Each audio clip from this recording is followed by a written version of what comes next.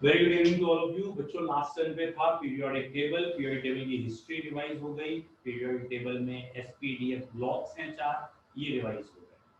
आज का हमारा टॉपिक है पीरियोडिक प्रॉपर्टीज क्या क्या है। तो पीरियोडिक प्रॉपर्टीज में बेसिकली आपको जो फोकस करना है वो एटॉमिक साइज पे करना है, ionisation enthalpy, electron gain enthalpy and electronegativity. ये 4 इसके पिलर्स हैं पूरे चैप्टर के, तो इसीलिए आपको इस पे ज्यादा फोकस करना है ना बेटा। ये पीरियोडिक टेबल है, ठीक है, दिस वन। और इस टेबल में हमें बेसिकली इस पीरियड और इस ग्रुप, ठीक है, दो वर्ड है ना, एक है पीरियड, लेफ्ट टू राइट जाते हैं पीरियड और टॉप टू बॉटम जाते हैं, तो इसे कहते हैं ग्रुप। तो पीरियड और ग्रुप में ट्रेंड्स को ज्यादा समझना, ठीक है।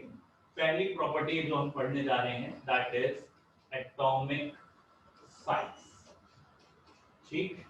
एटॉमिक साइज काहे से डिनोट करते हैं? एटॉमिक साइज को आर से लिख लीजिए, ठीक है, रेडियस कह लीजिए। बच्चों एक सिंगल एटम का, या ये हम कहें कि आइसोलेटेड एटम का साइज तो निकाला नहीं जा सकता। What do you mean by isolated? कि अकेला कॉपर रखा है, अकेला आयरन रखा है, साइज नहीं बता सकते, क्योंकि साइज की डेफिनेशन है कि न्यूक्लियस से लेके आउटर मोस्ट इलेक्ट्रॉन तक की डिस्टेंस साइज है, और आउटर मोस्ट की पोजीशन पता नहीं है वेव मोशन की वजह से। तो बेसिकली हमें एटॉमिक साइज एक आइसोलेटेड एटम का नहीं पता है। तो साइज निकालने के लिए 4 तरह के साइज बताए हैं, और ये कहा गया है कि साइज कैसे निकालेंगे बेटा। 2 आइडेंटिकल एटम्स ले लेंगे, 2 identical neighbouring atom, 2 identical neighbouring atoms, ठीक है। 2 आइडेंटिकल और नेबरिंग ले लेते हैं, और इनके जो बीच के डिस्टेंस है न्यूक्लियस के, उस डिस्टेंस का हाफ साइज मानेंगे। जैसे ये एक एटम है और ये दूसरा एटम है, तो ये डिस्टेंस, ये half, this half is known as size. तो ये जरा ध्यान रखिएगा, identical neighbouring atom, identical neighbouring atom जो एकदम पड़ोस में हो। अब यहाँ पे एक एटम दूर भी हो सकता है, एक और दूर हो सकता है, तो ये डिस्टेंस नहीं कह रहे। तो पहले ये देख लेंगे नेबरिंग कौन से हैं। जो भी नेबरिंग होंगे उनके बीच की डिस्टेंस का साइज, उनके बीच की डिस्टेंस का हाफ साइज होगा। बोलो बच्चों, क्लियर है? What is basically atomic size? It is half the distance between 2 identical neighbouring atom. अब ये साइज के लिए भी ना इन्होंने 4 तरीके के साइज बना रखे हैं। साइज को नापने के तरीके 4 अलग अलग बताए हैं। एक का नाम रख दिया है कोवेलेंट रेडियस, ठीक है, कोवेलेंट रेडियस। एक का नाम रखा है मेटेलिक रेडियस, और एक का नाम है wander walls radius. Covalent, metallic, wander walls and last one is ionic radius, ठीक है। तो what is basically covalent radius? Covalent radius है क्या बच्चों? अगर हम ये कहें कि ये क्लोरीन एटम है और ये क्लोरीन एटम है, और ये दोनों नेबरिंग थे, और ये एक सिंगल कोवेलेंट बॉन्ड से जुड़े हैं, if these atom are connected with linked with single covalent bond, तो इनके बीच की डिस्टेंस का हाफ कोवेलेंट रेडियस। तो जरा ध्यान रखना कि मैंने आपसे कहा ना आइडेंटिकल एटम के बीच की डिस्टेंस का हाफ साइज होता है। तो अगर कोवेलेंट रेडियस कहा है तो identical atom single covalent bond से जुड़े हैं। 2 क्लोरीन हो सकते हैं, 2 कार्बन हो सकते हैं, 2 नाइट्रोजन हो सकते हैं, ऑक्सीजन हो सकते हैं, बट रिमेंबर कार्बन है चाहे नाइट्रोजन है चाहे ऑक्सीजन है, सिंगल बॉन्ड जब होगा तब जो हाफ होगा that is called as size. Double bond, triple bond, ठीक है। तो साइज की जो आइडियल डेफिनेशन बनाई गई है वो क्या? कोवेलेंट रेडियस की डेफिनेशन जो बनाई गई है that is half distance between identical atoms bonded with single covalent bond। याद रखिएगा सिंगल कोवेलेंट बॉन्ड, अगर सिंगल कोवेलेंट बॉन्ड से जुड़े होंगे तो वो जो डिस्टेंस आएगी that is called as covalent radius. And again what is metallic radius? Metallic radius क्या है? तो कॉमन सेंस है, जब मेटल एटम्स हैं, जैसे ये आयरन का एटम है, ये आयरन का एटम है और ये नेबरिंग होने चाहिए। भाई आपने आयरन की रॉड ले ली, उस रॉड को एक्सरे करके देखा, अब जब दो आयरन के नेबरिंग एटम देख रहे हैं, उनके बीच की जो डिस्टेंस है उसका जो हाफ आएगा, this will called as metallic radius. तो दो neighbouring metal atom, identical metal atom, यहां हम कहते हैं इनके बीच का बॉन्ड कहला रहा है मेटेलिक बॉन्ड। और बेटा metallic bond single double triple कुछ नहीं होता, वहां सिंपल मेटेलिक बॉन्ड कहलाता है। तो to identical neighbouring atom bonded with metallic bond, then it is termed as metallic radius। अगर ये मेटेलिक बॉन्ड से जुड़ा होगा तो ये कहलाएगा मेटेलिक रेडियस। ठीक है, okay. Next is van der Waals radius या वंडरवॉल्स रेडियस। वंडरवॉल रेडियस जो है वो है नोबल गैसेस में, ये हीलियम, इनके बीच में कोई फोर्स नहीं दिख रहा, तो यहाँ का जो फोर्स ऑफ अट्रैक्शन है उसे कह दिया है van der Waals radius. What is van der Waals radius? When two identical neighbouring atom are non bonded with each other, helium, neon, xenon, ऐसे। तो अगर कोई भी आपस में बॉन्डेड नहीं है, तब जो रेडियस आएगा वो कहलाएगा van der Waals radius. It is largest of all the radius. Largest कहने का मतलब कॉमन सेंस है, जब दो एटम के बीच में कोई बॉन्ड ही नहीं है, कोई फोर्स ऑफ नहीं दिख रहा, तो दूर हो गए, और जब वो बहुत दूर हो गए तो ये रेडियस नापने का तरीका लार्जेस्ट है। तो रेडियस नापने के लिए डेफिनेशंस बनी हुई हैं। One is termed as covalent radius, one is termed as metallic radius, one is termed as van der Waals radius. अलग अलग एटम का रेडियस निकालने का तरीका अलग अलग है। क्यों है अलग अलग? क्योंकि एक अकेले आइसोलेटेड एटम का हम रेडियस नहीं निकाल सकते। अब हमने दो एक जैसे एटम के बीच की दूरी निकाल के हाफ किया, तो ये पता चला वो जो एक जैसे एटम थे वो कोवेलेंट बॉन्ड से जुड़े होंगे, तो रेडियस का तरीका अलग हो गया। वो वंडरवॉल से जुड़े हैं तो अलग हो गया, और वो मेटेलिक बॉन्ड से जुड़े हैं तो अलग हो गया। तो बेटा आपको अभी फिलहाल यही याद रखना है कि basically what is atomic size, distance from center of nucleus to the outermost electron is atomic size। atomic size क्या है? न्यूक्लियस के सेंटर से लेके बाहर तक की डिस्टेंस साइज है। But for isolated atom we cannot calculate atomic size। अब पूछो सर, बहुत हल्की आवाज आ रही सर। आज आवाज हल्के आ रही है, बाकियों को भी हल्के आ रही है? सर अब सही आ रही है आवाज? No sir. सर सही आ रही है। ठीक है, ओके बेटा। अगर आपको हल्के आ रही है तो थोड़ा सा आप बताते रहना, क्योंकि ना आज ऑब्वियसली सही कह रहे हैं, ये मैंने थोड़ा सा चेंज किया है। आज मैं कॉलर माइक से पढ़ा रहा हूँ और ऑब्वियसली कैमरे से पढ़ा रहा हूँ, तो हो सकता है आज रोज से थोड़ा सा अलग आएगा। चलिए, तो what is atomic size? Distance from centre of nucleus to outermost electron is atomic size. For single atom, atomic size cannot be calculated. Isolated atom, it is half the distance between two neighboring atoms bonded with covalent bond or metallic bond or van der Waals forces. Then it is known as atomic size। यहाँ तक आपको समझ में आना चाहिए, और यहाँ तक की ज्यादा जरूरत नहीं, इसके आगे ही जरूरत है, उस पे अब फोकस करिए। जो ज्यादा जरूरत है वो यहाँ से। तो बेटा अब जो हमें पीरियोडिक ट्रेंड देखना है या factors affecting atomic size, atomic size किस किस बात पे डिपेंड कर रहा है, किस किस फैक्टर पे डिपेंड कर रहा है, ये इंपॉर्टेंट है, यहाँ पे फोकस करना है बच्चों। Atomic size basically number of shells पे डिपेंड करता है। सबसे important point, atomic size depends on number of shells.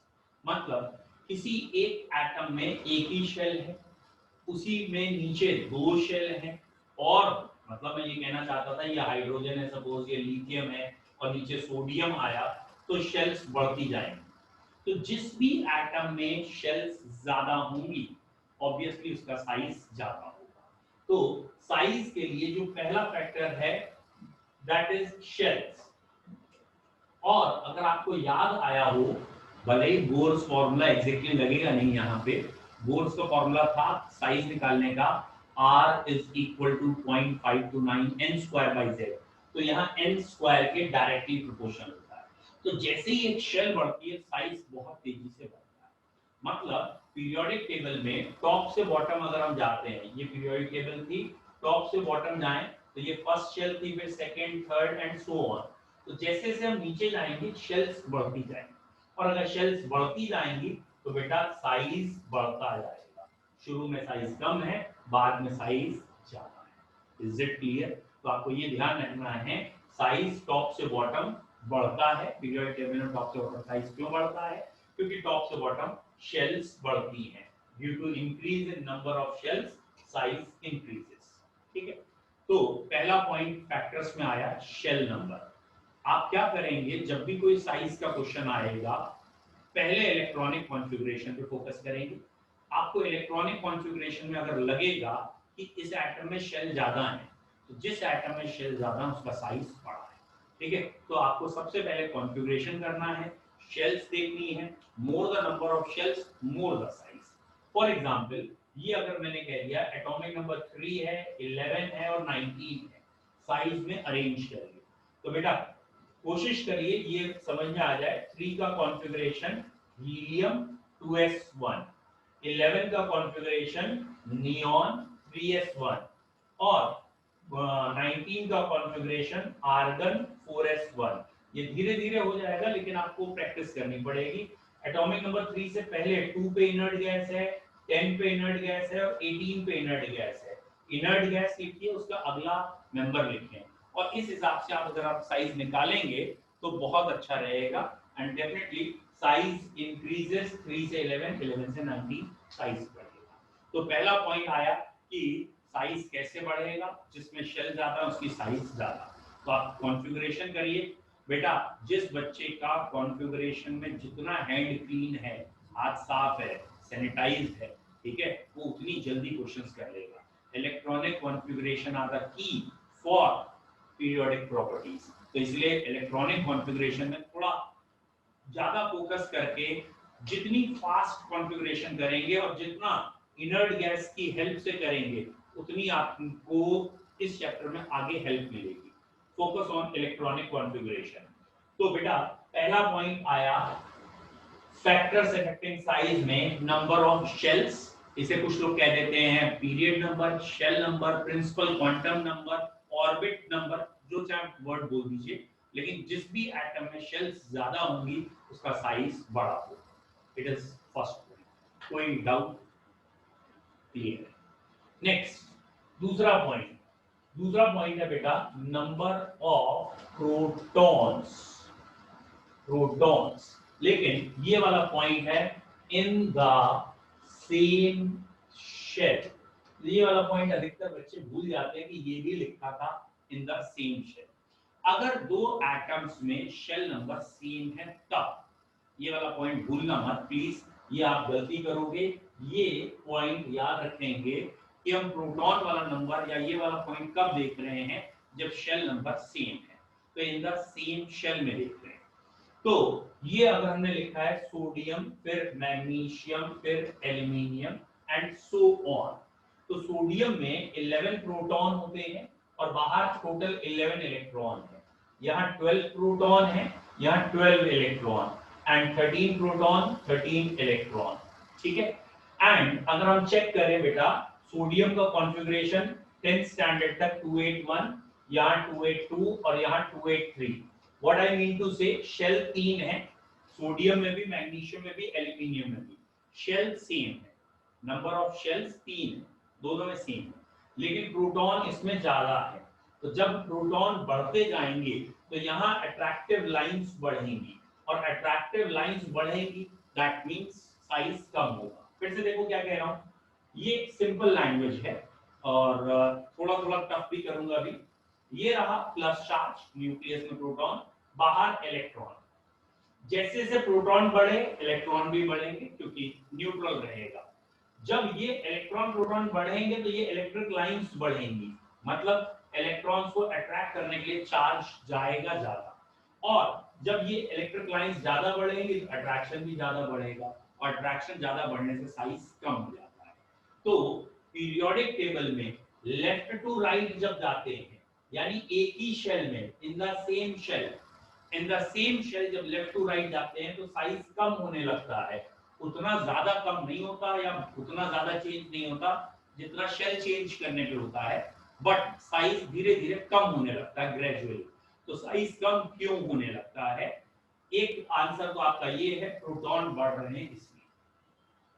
इसका ज्यादा सही आंसर, टेक्निकल आंसर है बेटा, due to increase in effective nuclear charge. तो ये वाला स्टेटमेंट अभी आप रट लीजिए। क्या स्टेटमेंट है? Effective nuclear charge. बेटा क्या स्टेटमेंट है? Effective nuclear charge. I hope so एक कॉमन सेंस है, इफेक्टिव वर्ड का मतलब जानते हो आप, इफेक्टिव न्यूक्लियर चार्ज। ठीक है, मैं आपको थोड़ा सा बता देता हूं what is effective nuclear charge. बेटा ये न्यूक्लियस है, ये इलेक्ट्रॉन्स बाहर घूम रहे हैं और ये अट्रैक्शन होना है, तो यहां से चार्ज यहां तक पहुंचना है, सिंपल। अंदर वाले जो शेल्स होते हैं ना, ये इनर शेल्स, ये शेल्स काम करते हैं बच्चों स्क्रीन की तरह। स्क्रीन, स्क्रीन समझ में आता है ना, दो के बीच में जो हिंड्रेंस आ जाती है उसे स्क्रीन कहते हैं। तो ये चाहते हैं कि ये पॉजिटिव चार्ज यहीं रुक जाए, ये क्योंकि है तो इलेक्ट्रॉन ही ये भी, तो ये बाहर तक चार्ज भेजना नहीं चाहते, फिर भी चार्ज तो आएगा ही आएगा। अब ये चार्ज जो भी बाहर पहुंचा, जितना भी चार्ज यहाँ एग्जैक्ट पहुंच पाया, उस चार्ज को कह दिया effective nuclear charge. What is effective nuclear charge? Short में मैं लिखूंगा हर बारी ईएनसी। इफेक्टिव न्यूक्लियर चार्ज क्या है? न्यूक्लियस और आउटरमोस्ट इलेक्ट्रॉन के बीच में स्क्रीन्स हैं, शेल्स हैं, और उन शेल्स की वजह से सारा चार्ज बाहर तक या आउटरमोस्ट इलेक्ट्रॉन तक नहीं आता, और जितना भी पहुंचता है उसे कहते हैं इफेक्टिव न्यूक्लियर चार्ज। फिर से देखो, ये न्यूक्लियर चार्ज होना चाहिए, इतना चार्ज बाहर आना चाहिए, लेकिन इतना चार्ज अंदर की शेल्स में रोक लिया, ठीक है, और अब इसको इसमें से माइनस कर दें, अब जो चार्ज बाहर पहुंचा उसे कहा इफेक्टिव न्यूक्लियर चार्ज। यहां ये सिग्मा क्या बेटा? इसका नाम रखा गया है screening effect constant. It is termed as screening effect constant. मतलब क्या हुआ इसका? जो भी अंदर की स्क्रीन थी, उस स्क्रीन ने जितना भी चार्ज रोक लिया, जितना वो रोक सका, अब जितना रोक लिया वो ये नंबर है, और जो बच गया वो बाहर तक पहुंच गया, ये बाहर तक पहुंच गया, और इसका Z स्टार का नाम है इफेक्टिव न्यूक्लियर चार्ज। तो होता क्या है पीरियोडिक टेबल में, जब हम लेफ्ट टू राइट की बात करते हैं, तो बेटा लेफ्ट टू राइट जाने में ये जो इफेक्टिव न्यूक्लियर चार्ज है ये बढ़ता जाता है, ये वाला चार्ज बढ़ता जा रहा है। जरा कॉमन सेंस लगाओ, अगर चार्ज बढ़ेगा तो क्या होगा? अट्रैक्शन बढ़ेगा, अट्रैक्शन बढ़ेगा, इलेक्ट्रॉन पास में आएगी, साइज छोटा होगा। और ये सिग्मा कैसे निकालते हैं, कितना होता है, ये कंपटीशन की अप्रोच है। ऑब्वियसली कंपटीशन के बैचेस में या उसकी क्लासेस में आपको कराया भी जाता है, ठीक है। अभी इसमें ज्यादा फोकस नहीं करना, अभी आपको क्या फोकस करना है बेटा? You have to focus only on, in general left to right जाते हैं साइज घटता है, और क्यों घटता है? इफेक्टिव न्यूक्लियर चार्ज बढ़ जाता है। बेटा इन जनरल अभी तक के दो पॉइंट ये हुए हैं। पहला पॉइंट, पीरियोडिक टेबल की बात करें तो इन द पीरियोडिक टेबल एक है top to bottom, TV. Top to bottom जाने पर साइज, साइज को R लिख दिया है, size will increase.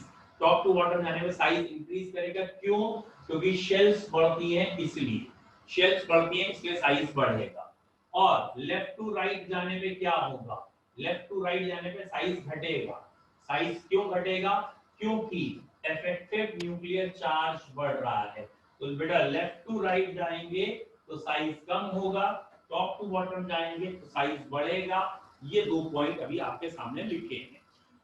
Top to bottom में साइज क्यों बढ़ा है? शेल्स बढ़ी हैं। लेफ्ट टू राइट में साइज क्यों कम हुआ है? क्योंकि इफेक्टिव न्यूक्लियर चार्ज बढ़ गया। ठीक है, now point two note and remember, ये जो भी हम बात कर रहे हैं अभी ग्रुप 1 से लेके 17 के बीच में बात कर रहे हैं। 18 वालों से हमें ज्यादा फिलहाल बात नहीं करनी, इन्वॉल्व नहीं करना। The reason behind it is 18 का एक तरीका ही अलग है। 18 आर नोबल गैसेस, ना तो उन्होंने बॉन्ड बनाना है, ना कोई रिएक्शन शो करनी है, तो बेटा उनको किसी कंसिडरेशन में भी नहीं लेना हमें। तो इसलिए अभी हमने जो साइज की बात की वो 17 तक की है, और 17 के बाद हम कहते हैं एकदम से साइज थोड़ा सा बढ़ जाता है। Noble gases have more size than preceding members, जो इनसे पहले मेंबर्स हैं उनसे थोड़ा सा बड़ा होता है। The simple reason, noble gases के लिए नाप रहे हैं वैन डर वाल रेडियस, मतलब ये दो एटम बिल्कुल जुड़े ही नहीं है, दूर दूर है। जब जुड़े ही नहीं है तब हमने इसे नापा है।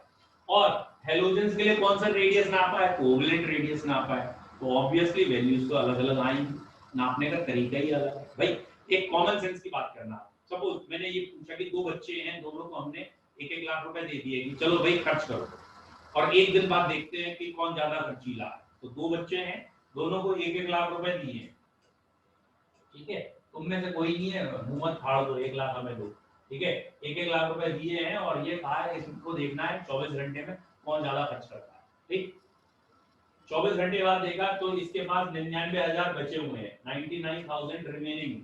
इसके बाद देखा एक 1000 या चलिए 5000 रिमेनिंग है, खर्चीला कौन जाता है? तो ऑब्वियसली अभी आप जोर से बोल सकते हैं या ऐसे कह सकते हैं भाई 1 लाख दिया था 5000 बचे, ये खर्चीला जाता है। लेकिन अगर हम कंडीशन देखें तो बिना कंडीशन देखे कह ही नहीं सकते।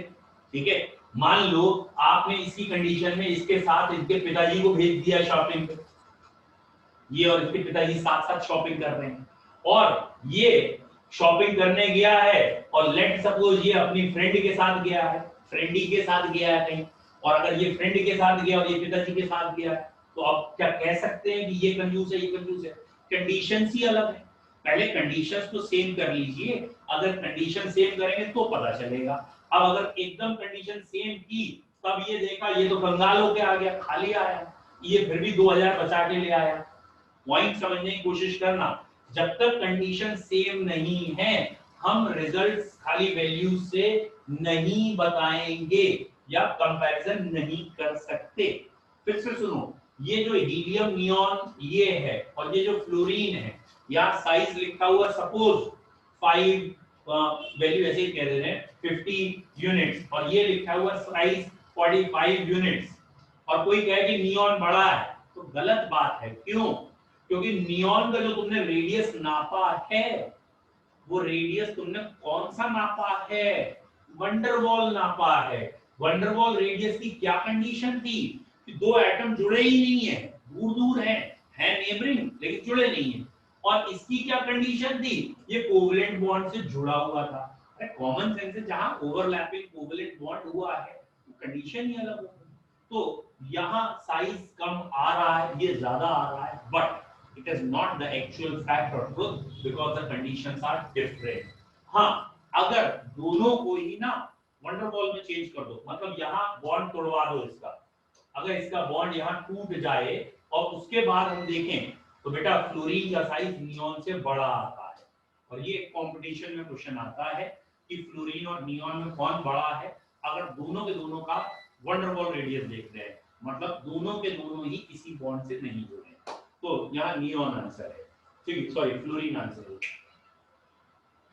चलो बच्चों, ये भी लाइट एक कम करनी पड़ेगी ना, लाइट एक मिनट,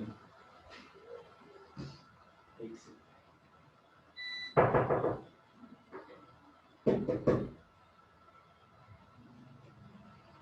ठीक है, बोलो बच्चों, क्लियर है? नेक्स्ट अगला पॉइंट, तो ये एटॉमिक साइज। सर नियॉन और फ्लोरीन वाला केस क्लियर नहीं। कोई बात नहीं, अभी फिर से समझा देता हूँ। ठीक है बेटा, केस क्लियर कर देते हैं फिर से। ये कहा है फ्लोरीन और ये कहा है नियॉन, इनमें किसका साइज बड़ा है? तो इन जनरल नियॉन का बड़ा कहा जाता है, क्योंकि इसमें वंडरवॉल रेडियस नापा जाता है और इसमें दैट इज कोवेलेंट रेडियस नापा गया है। लेकिन अगर हम दोनों का ही वंडरवॉल रेडियस ले आए, दोनों में ही वंडरवॉल रेडियस नापे, वंडरवॉल का तरीका मैं बता चुका हूं कि कोई भी फोर्स ऑफ अट्रैक्शन आपस में नहीं है तो वंडरवॉल होगा, तो फ्लोरीन ही बड़ा होगा नियॉन से। ठीक है, अब क्लियर है? सर लेकिन ये कैसे पता चला कि फ्लोरीन का वंडरवॉल फोर्स में बड़ा होगा? Common sense. फ्लोरीन में प्रोटॉन कम है, प्रोटॉन कम है तो इसका मतलब ये है कि साइज इसका क्या आएगा, बड़ा आएगा। इसमें प्रोटॉन ज्यादा तो ओके सर। ज्यादा। ठीक है, नाउ अब बेटा आइसो इलेक्ट्रॉनिक स्पीशीज का साइज निकाल रहे हैं, ये कह लीजिए, या इसको पहले हम कह देते हैं आयनिक साइज। 4 रेडियस थे ना, चौथा है आयनिक रेडियस।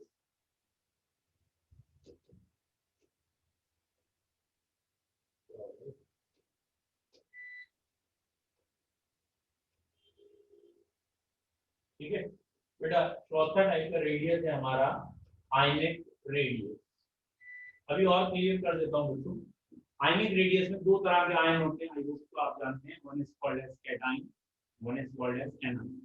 कैटाइन तो कहलाता है जब इलेक्ट्रॉन रिमूव कर दें, then the formed species is termed as cation. और एक एक्स्ट्रा इलेक्ट्रॉन किसी को मिल जाएगा तब जो चीज बन के तैयार होगी that is termed as anion.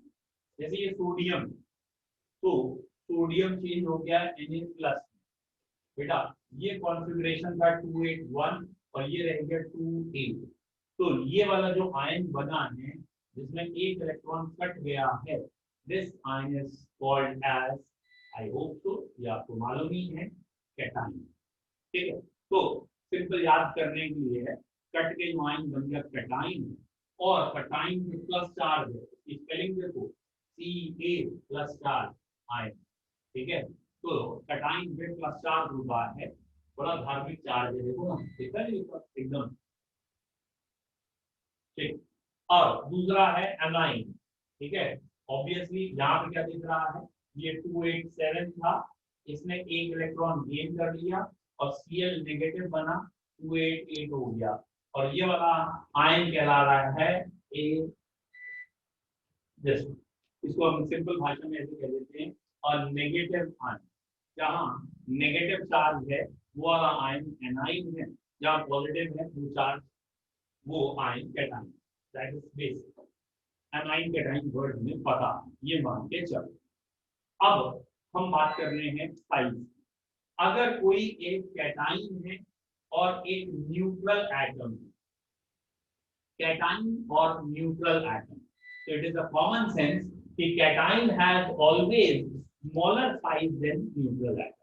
Cation का साइज न्यूट्रल एटम से छोटा होगा। भैया क्यों छोटा होगा कैटाइन का साइज?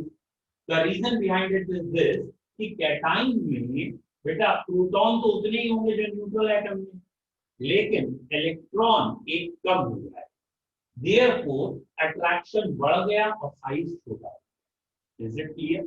फिर से देखो क्या कह रहा हूं कि ये कोई एटम ए, एलिमेंट ए, ये ए का बन गया कैटाइन।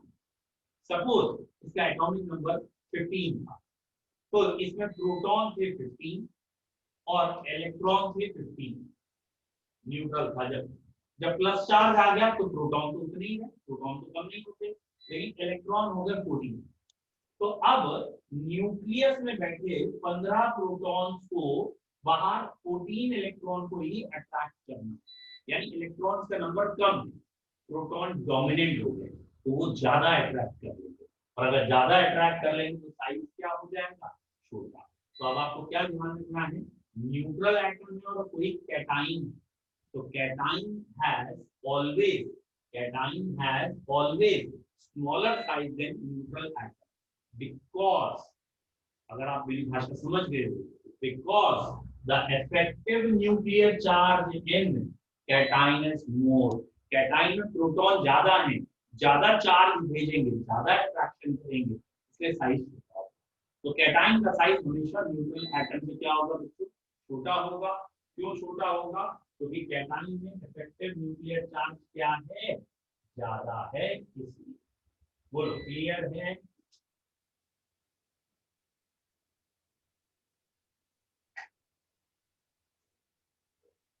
बोलिए बेटा, क्लियर है? Cation has smaller size. Now A9, अब जरा एनाइन की बात करें, ठीक है बेटा। ये कोई बी नाम का एटम है, तो बी आयन में चेंज हो गया।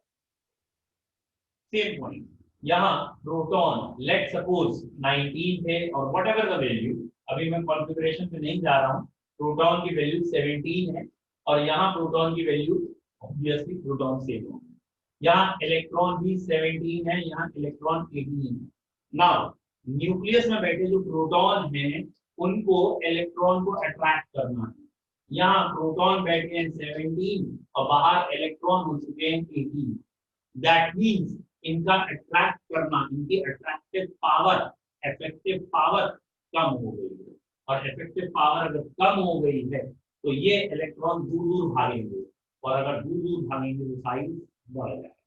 तो anion has bigger size than neutral atom and cation has smaller size than neutral atom. Iodine एक ऐसा एटम है जिसका कैटाइन भी बनता है और उसका एनाइन भी बनता है। आयोडीन का कैटाइन एनाइन दोनों बनते हैं। तो ये आ गया पॉइंट। बोलो बच्चों, क्लियर है? ठीक है, तो I negative has smaller size, sorry, I negative has bigger size than neutral atom and I positive has smaller. Very good. किसी बच्चे को डाउट है तो अनम्यूट करके बोलो जल्दी से बेटा।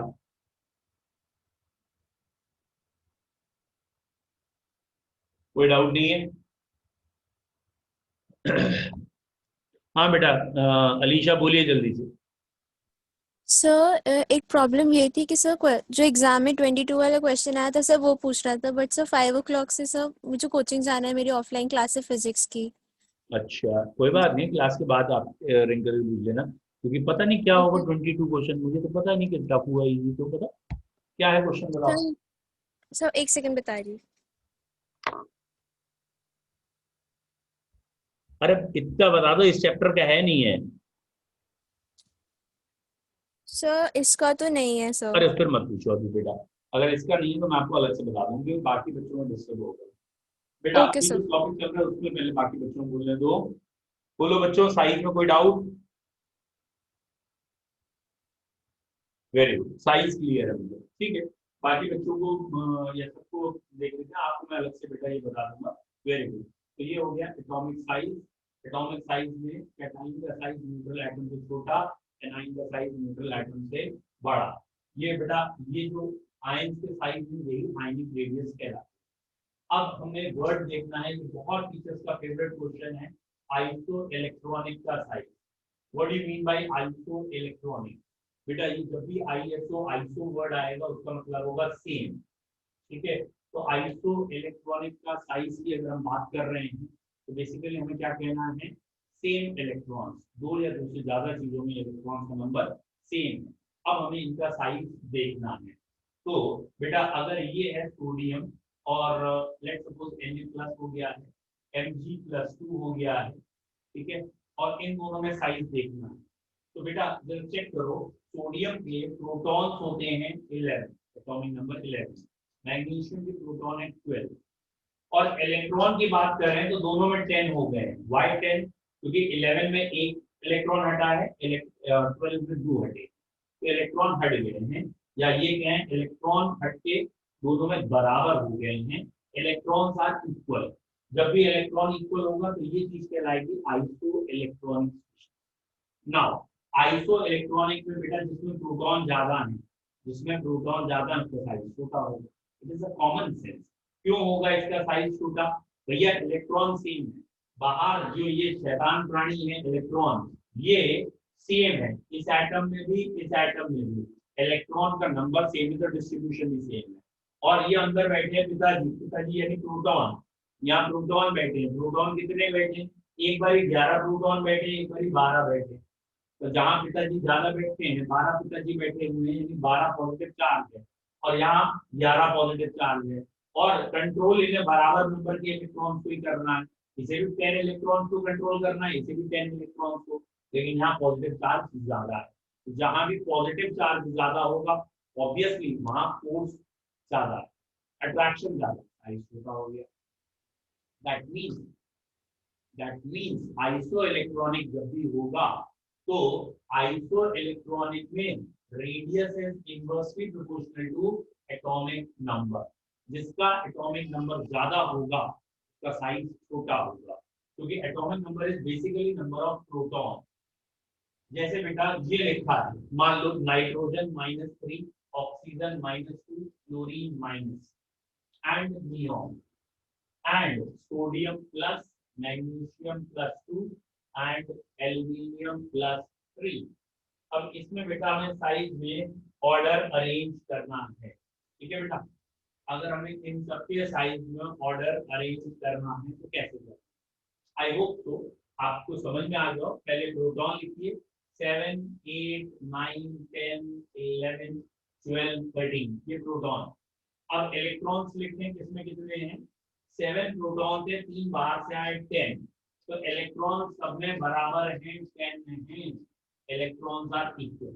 अब बच्चे साइज की बात कर रहे हैं, तो it is a common sense कि यहाँ पॉजिटिव चार्ज बहुत सारा, पॉजिटिव चार्ज या इफेक्टिव चार्ज ज्यादा अट्रैक्ट ज्यादा करेगा, साइज कम हो जाए, तो इसमें साइज का ऑर्डर ये आना है। तो बच्चों ध्यान से देखो, इसे हम एक तरीके से ये कह सकते हैं कि size is inversely proportional to Z.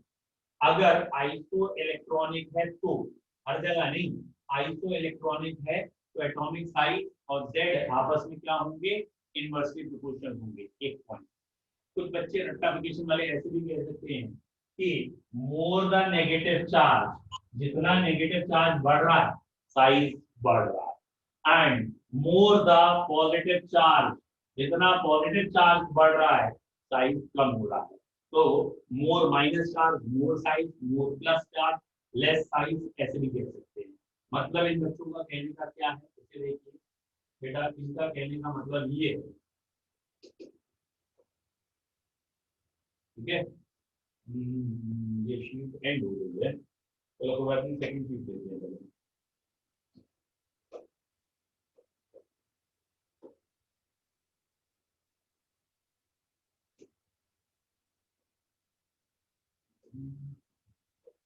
बेटा इन बच्चों का कहने का मतलब क्या है, ये कहना चाहते हैं कि ये एक प्राणी है, ये एक प्राणी है, ये बच्चा है कोई, ये नॉर्मल निकला, ये बाहर निकला, इसे 2000 का नोट पड़ा हुआ मिल गया, कुछ मिला है, 2000 का नोट पड़ा हुआ मिला भैया, तो अब ये खुश हो गए, ये साइज बढ़ने लगा, दांत बाहर आने लगे, आगे चमकने लगी, ठीक है, खुश हो गए, कितना सुंदर लग रहा है।